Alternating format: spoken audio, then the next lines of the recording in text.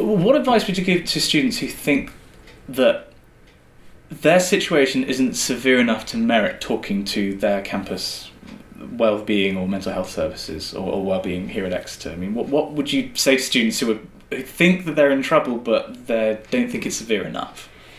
I suppose what I'd say is why we're called the Wellbeing Centre and not, a kind of a mental health or, depression centre is because we cater for all kind of wellbeing difficulties.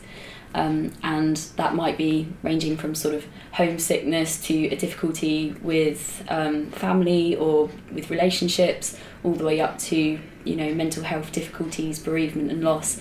There's a lot of different kind of emotional difficulties that we would work with, or just if people are feeling a bit stressed and feel like things are difficult and they're kind of struggling to cope with the workload, we can work with all sorts of different difficulties, which is why we're the Wellbeing Centre.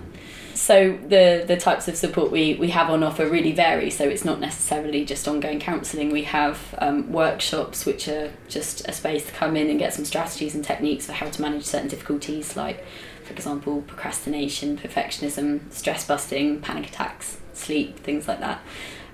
We just have single sessions as well with practitioners where students can come in and just see someone for a one-off session, just to talk through the difficulty and get some ideas and ways of moving forward and some coping strategies maybe.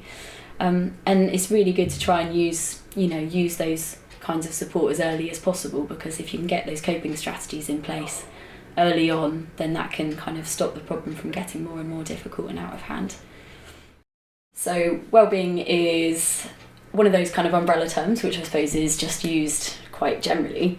But wellbeing at university, we think of wellbeing, I suppose, in terms of health and our emotional and mental health.